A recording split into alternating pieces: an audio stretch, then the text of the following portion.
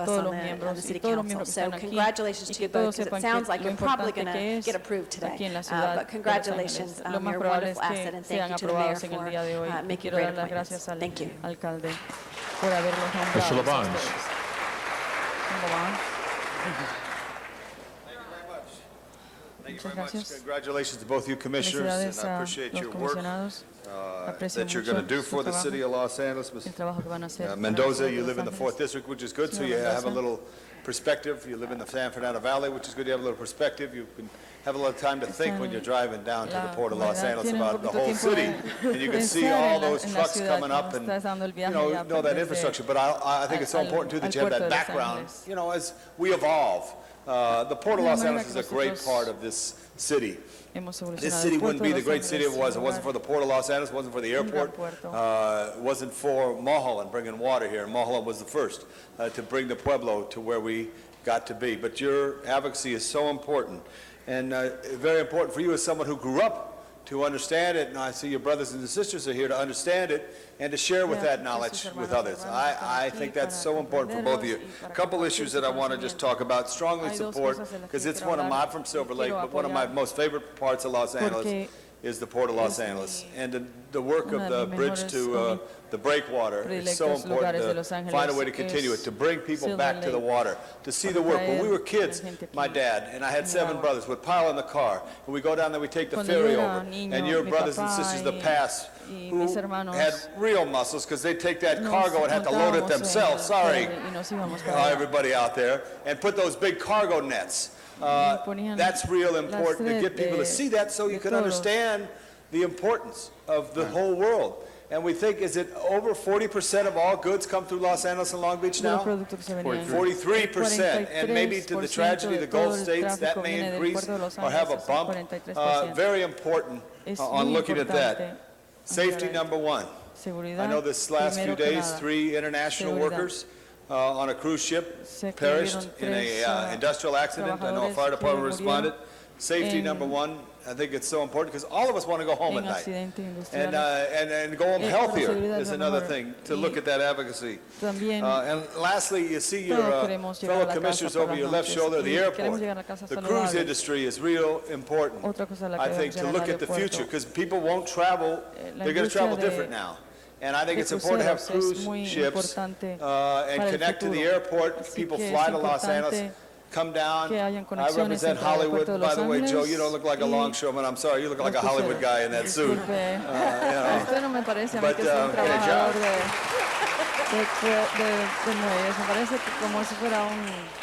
Just un actor connecting de the Hollywood traveling con ese folks, traje because there's puesto. going to be, those cruise ships Lo are so importante va a important. ser Wendy had a conectar wonderful cruise. I had to go out of Long Beach, but it still was wonderful to see, and a it's so los important medios de- for all of you, because de it's viaje. those who work the Eso va a docks ser muy importante, and va a bring ser the muy goods to the importante para people that are an nosotros y para important ustedes, component. Work safe, porque los work trabajadores y smart, los evolve, muelles son muy and the importantes. evolution and connect it all together, Una and parte muy call on grande any of us, and you got a de great advocate, in Janice Hahn, who I'm proud to sit with, and I'm always Pueden proud when I llamarnos a hit cualquiera de nosotros.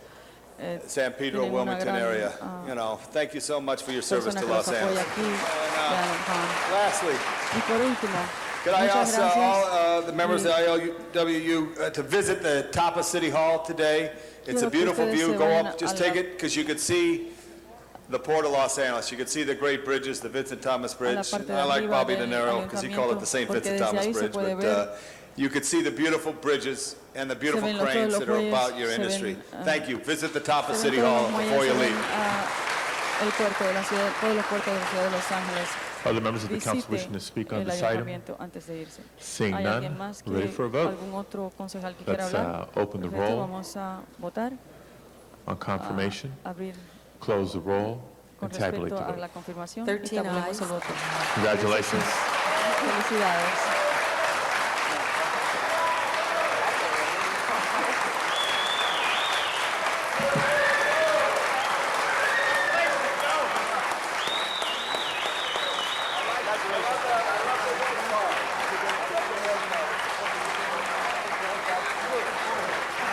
Council members, our next item is going to be the Airport Commission próximo nominees asunto se that trata de los have been sent to us nominados for de la consideration. If I Comisión can del ask them Aeropuerto to que please come también forward at this han time. estado esperando In the para la meantime, confirmación. committee reports on 57 and 58 have been circulated. We can open the roll El on número those items. 57 y el número 58 que han sido circulados ya y podemos Close the hacer roll el voto and tabulate the vote. y tabulemos. 13 ayes. 13 Those sí, are approved. esos Our han sido Airport aprobados. Commission Entonces, nominees, los if you would come nominados de la forward this Comisión time. del Aeropuerto, si pudieran acercarse en este momento.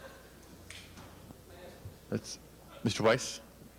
I was focused on congratulating those folks. I'd like to talk with the chair about 57 and 58 for a moment, so if we could reconsider those items, put them back on the table for now so I could speak with the chair, that would be great. Okay, Mr. Cardenas.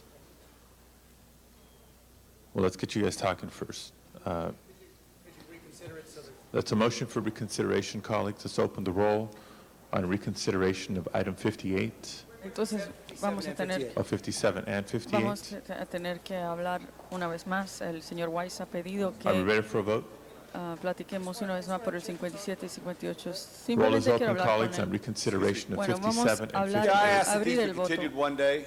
Si estos Okay, I pudieran want to ser get briefed on it. postergados I got Mr. briefed by Omar. the Quisiera chair. que I got me- briefed by the chair. que me den I got información briefed by sobre the chair, eso. but there's more information that I need, and El I stepped presidente away to me get dio- more information. Okay, Mr. Ah, Labange, información, we pero just quisiera- voted on them, so we're trying to reconsider them. Mr. Well, Bunch, it's not Mr. in Bunch. order, though, Mr. President, so I think I have a No, right to señor, ask that it no be considered. Mr. Bunch, and I just say, We're trying to help you, Mr. Labange. Mr. Labange, I have concerns tratando about de it as ayudar, well. Mr. Labange. The Y yo first thing también we need to estoy do preocupado con procedurally esto, is to señor reconsider the items Tenemos- so that they're back before the según el council, and then I'm going to procedimiento, talk with the tenemos chair and we que can see where we reconsiderar- need to go from here. But the first you. thing, All right, Los if you would asuntos. support my I'll motion follow for your lead, reconsideration. Thank you, Mr. Labange. Gracias, señor Labange. So the roll is open on reconsideration Entonces vamos a abrir Let's el close voto the con roll respecto a reconsideración and tabulate the vote. y tabular 13 los ayes. votos. Okay, 13 they're sí. now back before us. Entonces, se We'll let presentan you una vez two más frente a nosotros. conference, Entonces, and we're going to come le back to our Airport permitiremos que Commission ustedes tengan nominees. conferencia entre ustedes y entonces Members of the nosotros council wishing to hablaremos speak, ahora de los beginning with Mr. nominados de Cárdenas. la Comisión de Thank you very much, President del Padilla. Aeropuerto. Gracias, señor As Padilla. we just saw earlier, Como some vimos wonderful confirmations, and we have anteriormente, before unas us confirmaciones some una wonderful vez más. confirmations as well, which two of the members couldn't, unas buenas potential board confirmaciones members una couldn't vez be más with us today, frente a but they nosotros. did Dos de los notify miembros de us, la the comisión council, no that they pudieron could estar not aquí be con here nosotros for aquí en el personal día de hoy reasons. y And nos for example, notificaron que no Walter podían Zifkin, estar, por we were ejemplo, going el to señor have Walter that Zifkin, que iba a confirmation. It estar was aquí, actually esta scheduled for confirmación 2 Fridays ago, but we did not have council. la íbamos a So I just tener wanted to hace dos clarify that viernes, it's no pero no disrespect on tuvimos behalf of the two individuals who are not here. It's just Así a matter of que conflict of schedules, and they esas did properly personas notice que this council. But of the members who are no here, están aquí, no están I just want to presentes, say, no as quisieron individuals, faltar el respeto everyone al concilio, simplemente is very well tuvieron qualified, in conflictos my opinion, and personales. very ready, willing, and También, able to una give vez up their más, esta personal time, comisión many están, hours of their personal time to the listos city and para the dar people of Los sus Angeles horas and to our personales Los para Angeles la World ciudad Airports, y la- which el pueblo de Los very Ángeles. soon, hopefully, they will be the commissioners Como of. los In addition to that, I'd like to de- bring up an issue that has been la Junta spoken about Directiva de la publicly, and Comisión also del an issue that Aeropuerto. is of Quiero concern to me, presentarles a ustedes algo mainly que es because una it has to do preocupación with the para appointment mí. of Val Velasco. It's not a matter of, as I mentioned in committee, it's not a matter nombramiento of de you Val being Velasco, qualified, your resume is tremendous, no solo- your commitment su- to the community, not only surrounding sus the airport, antepasados son but to all of the tremendos, pero community también is very well received and very well noticed. But the fact that la you were manera en que usted se ha involved, Ms. Velasco, comprometido as a member a esta of an comisión, pero el organization, hecho que usted actually the head of an involucrada, organization that was in a señora law, that Velasco, is que currently in a en la lawsuit actualidad with our airport, tiene- evolving es around parte de our un- LAX. That caused demanda me to legal, ask our city attorney to please eso give an me opinion about the potential for pidió a conflicts. mí que And the reason why I say potential for le conflicts, pidiera it's not a al financial conflict, abogado de la which ciudad comes que to people's mirara mind when they aquí think of conflicts. con That's not respecto it. a conflictos. It's about having No es to un- recuse yourself from votes conflicto if in fact, if an item económico, comes pero up and it is por determined ejemplo, because el of that momento que previous usted tuviera que involvement, that there's a recusar conflict based on the de legal votos por causa aspects of de it, not a financial cosas legales. conflict. And with that, we Y got a response verdaderamente from the no city tiene attorney's nada que ver office con conflictos just a few days ago financieros y that basically stated tuvimos some una previous respuesta opinions de about nuestra conflicts of this en nuestra nature, oficina, but y overall también ha basically stated citado that varias these opiniones conflicts or con respecto a potential este tipo de conflicts will have to conflictos. be evaluated on a Pero case-by-case básicamente lo que ha basis dicho que based se on tendría when que and if evaluar those cada items do in fact conflicto come si up en before the board for a vote. The thing that concerns me is, once again, not you as an individual, but say, for example, 6 months down the road, we find that si llegan on esos average, conflictos a you've surgir. had to recuse yourself from Por voting ejemplo, on, say, si as vamos a ver many as un a dozen promedio, votes usted a tendría month que for months and months ausentarse on del end. voto To me, that would por create a varios problem meses, for the board itself eso because we have a verdaderamente member of the board, crearía un because of problema legal para nuestra junta concerns, directiva. has been Si conflicted out, tenemos and un therefore miembro de la their junta directiva participation has que been no diminished puede some. participar That's o always que been my no puede concern. votar Nothing about porque individuals, hay just about that conflictos person being legales. able to be the Y voice of the community as often as esa es possible, la preocupación que yo especially when it tengo, que comes to esa the master persona no plan, which is the pueda lawsuit is mainly about. ser The master plan la does in voz del fact comité involve lo- the surrounding community more than any lo other más community. frecuente posible. And if you're recused from many Y of si those usted votes having to tiene que do ausentarse with those de- aspects of our LAX, then I think that the community vote, which is the position you're going to be esos providing, votos is actually going to be diluted. varias veces. So with Entonces, that, those va a have been diluir my mucho concerns. I respect the la- fact that our city attorney has participación opined suya that they're en la- not going to say today that there are conflicts clear and en la junta cut, directiva. but that they will Entonces, evaluate nuestro those potential abogado, conflicts on a van a case-by-case evaluar basis, on a esos, vote-by-vote basis.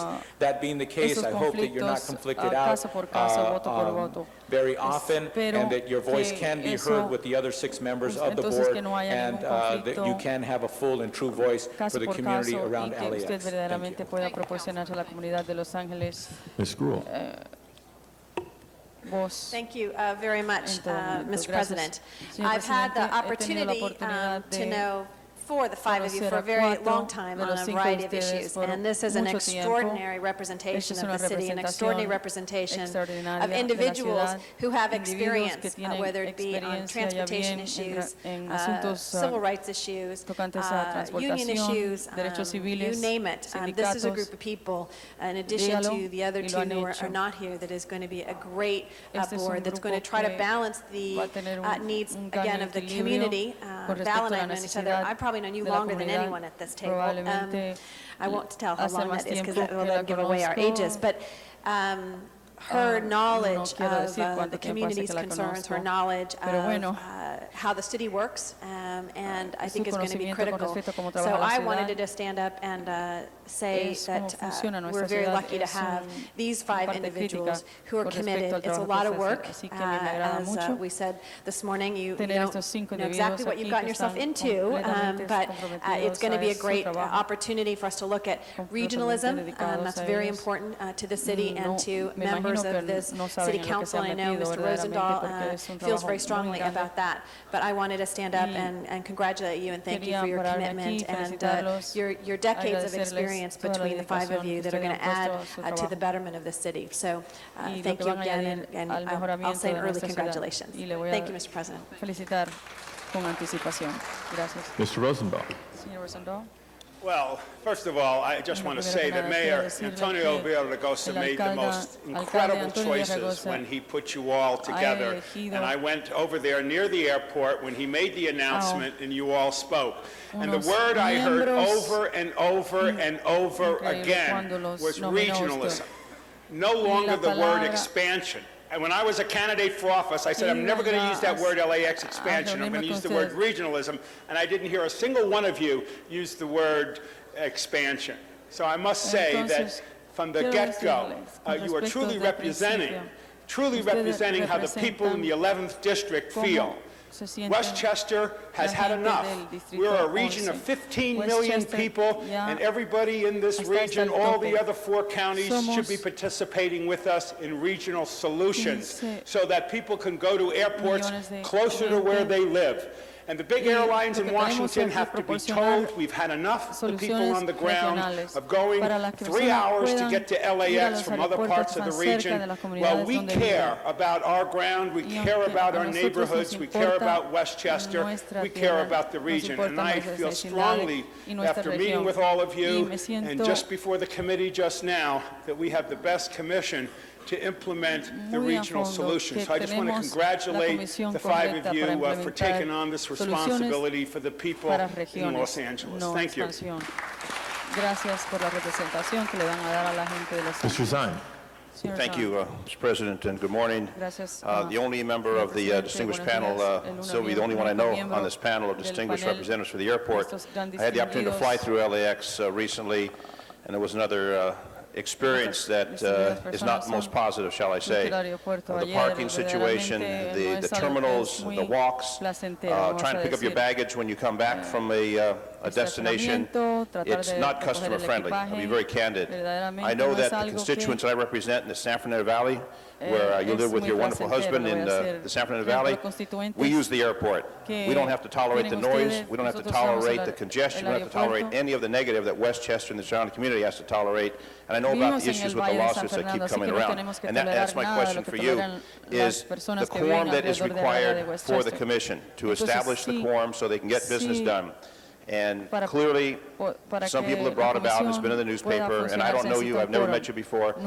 I want to look at it objectively and say, how do you serve on that commission? And I support the mayor in all his commission appointments. I've supported all of them. Objectively representing a group, and you're very passionate about the group, to defend the airport, the residents, and whatever they want to do at the airport. At the same time, serve as a commissioner on that same body to make decisions which may have impact and a negative to the community of which you have been very passionate and represented on the other side of the fence. And how do you objectively come to this position to say, I'm going to be fair, I'm going to be objective, I have to conflict out on this, I have to conflict out on that, and still work with the other commissioners and with this whole city, since we know the value of the airport, the significance, the importance of the airport. How do you bring that whole blend together? How do you make that mix? That's a very good question, Councilman. I appreciate your question. I really feel that, first of all, my main emphasis for the LAX is safety and security, as for all of us. And that's really, I love that airport and want it to be safe and secure for travelers and for cargo.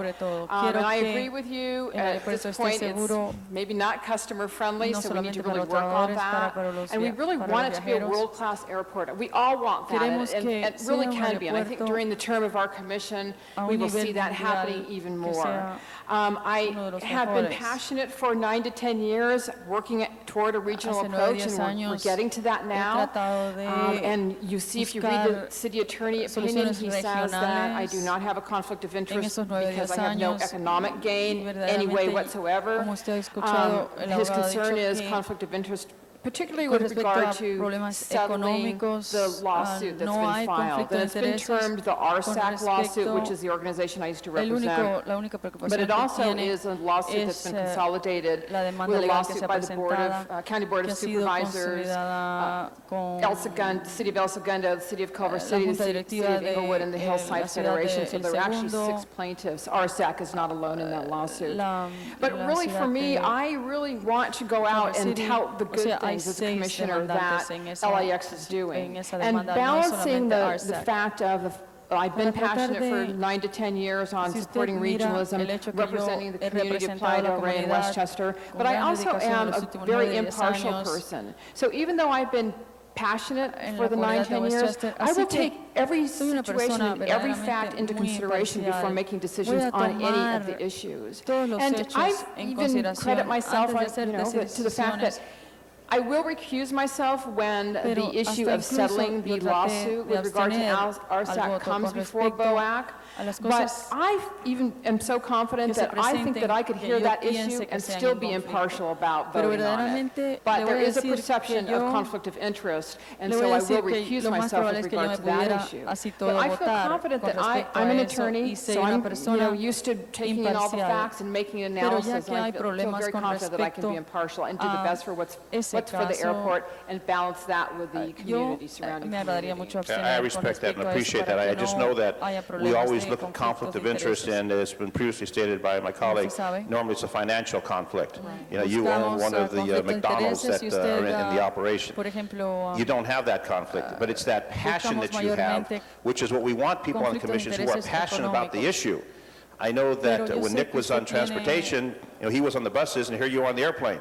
So, the family has a tradition of transportation, but that passion is what we want to bring to the table so you can represent it in a fair, objective term, as well as the people from the valley who have to drive there. And believe me, it's not a pleasure drive to go down the 405 to LAX and then try and find a place to park and then going through the hassle. I just flew back from Anchorage. It took me about 5 minutes from the time I got to the entrance to the time I was in the area to board a plane. 5 minutes. no line, no hassle.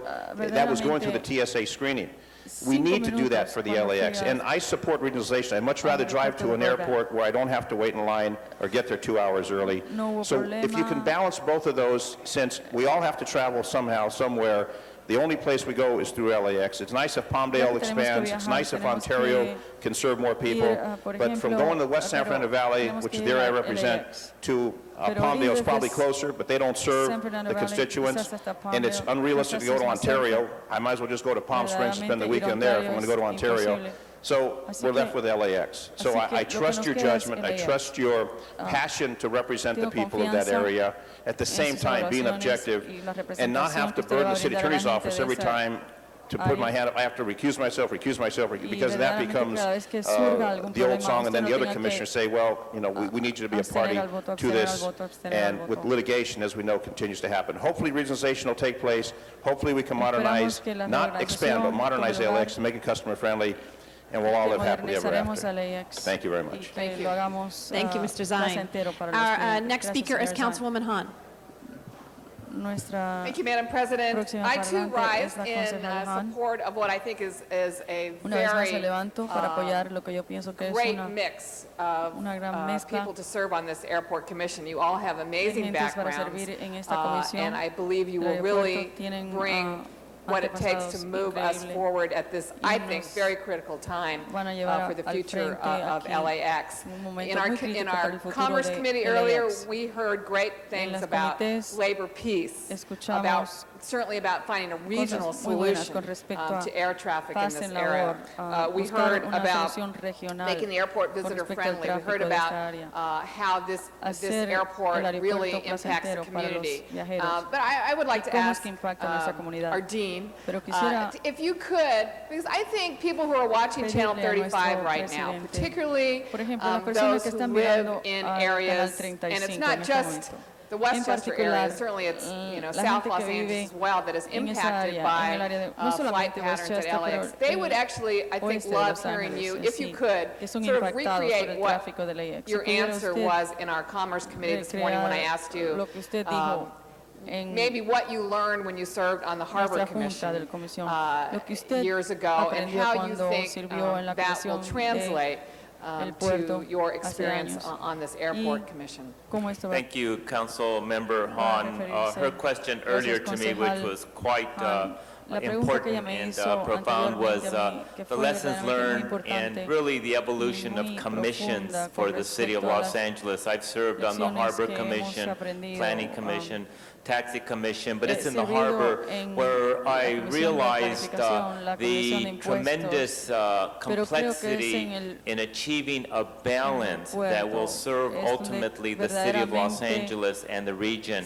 That is a balance that had not been with us in previous years, where the harbor in this case operated as an independent entity, as if there was no surrounding community or individuals that were impacted. We learned the hard way a few years ago that the community matters, San Pedro and Wilmington and the surrounding areas, and unless they are stakeholders with an equal involvement in the decisions that are made, the harbor is not going to be successful, will not be able to grow, will not be able to provide the well-paying jobs. So I think our job as airport commissioners is to find that delicate balance to ensure that the airport prospers and is an important economic engine, to ensure that the community and the stakeholders, and Valerie is certainly someone we'll look to, labor unions will be very important. So as airport commissioners, we have a real responsibility, a complex responsibility to find that proper balance, and certainly through the council member Janice Han and the residents of the harbor area, I've learned of that importance. So thank you. Thank you. Again, I think that will be encouraging to people who are watching this meeting in terms of the perspective that these airport commission members will bring. And I stand in complete support of all of you. I think we have some huge issues. I'm one of those that believes we need to modernize the airport. I travel enough to know that I think there's other airports out there that are doing a lot better than we are, and just in terms of accommodating the traveling passengers.